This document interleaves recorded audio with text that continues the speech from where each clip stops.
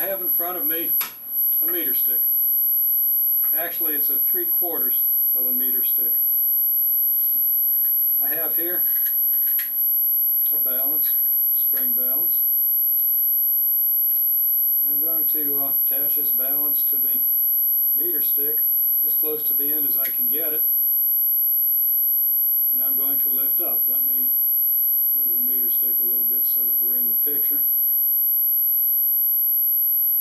Okay, when I lift up, I read the balance and I see that it says 0.5 newtons. So my question is, what's the weight of the meter stick? I was lifting it up only very slightly in such a way that it pivoted around this end.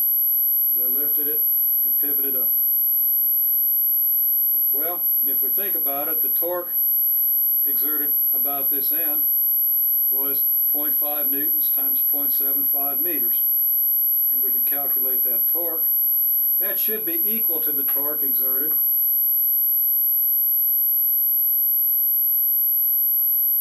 if I pivot it around the halfway point. Now, pivoting around this point, the whole meter stick comes up. And I see that the force is 1 newton. Okay, so in trying to pivot it around this end, the whole meter stick came up. That means that when I applied the 1 newton force here at the center of the meter stick, there was no torque about any point on the meter stick. No torque about this point, no torque about any other. When I pivoted about this end, there was also no torque about any point. Now, if we put those ideas together, as we will, we'll see that tells us that the weight of the meter stick is exerting a torque that's equivalent to what we would get if the entire weight was located right here at the center of the meter stick. So that's one thing we want to see from this demonstration. Another is, if I pivot at a point 20 centimeters from this end, okay, now the point is 20 centimeters from this end, that means it's going to be 55 centimeters from this end.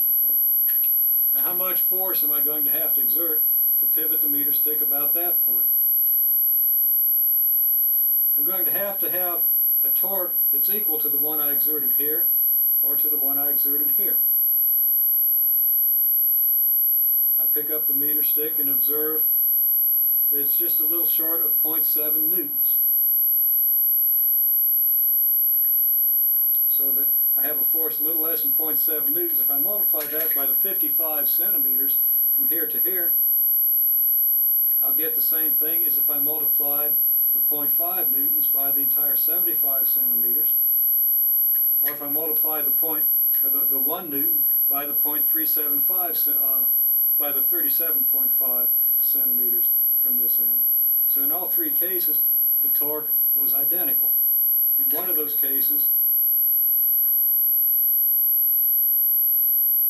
of course, we lifted the entire meter stick, and that was an indication of the center of mass. Now, if I pull on the meter stick in this direction, I see that I can also effect a rotation, but the force that I'm reading here is about 1.5 newtons. Now, if I maintain the same angle and grab another meter stick so that I can measure, let's say, the distance from here to here, I get 13 centimeters, and the distance to the point just below where I measured is about 25 centimeters. So that when I was pulling on that, and of course things changed a little bit while I was measuring, but we had an angle here that was approximately enough to give us a rise of 12 centimeters when the run was 25 centimeters. By taking the inverse tangent of the y component over the x component, we could determine the direction vector here. And of course the force vector is going to be parallel to the direction vector. That force was exerted at a point, well, at the same point, the point 20 centimeters from this end or 55 centimeters from the other end as before. So we had a 1.5 Newton force producing a torque at that angle with respect to the moment arm.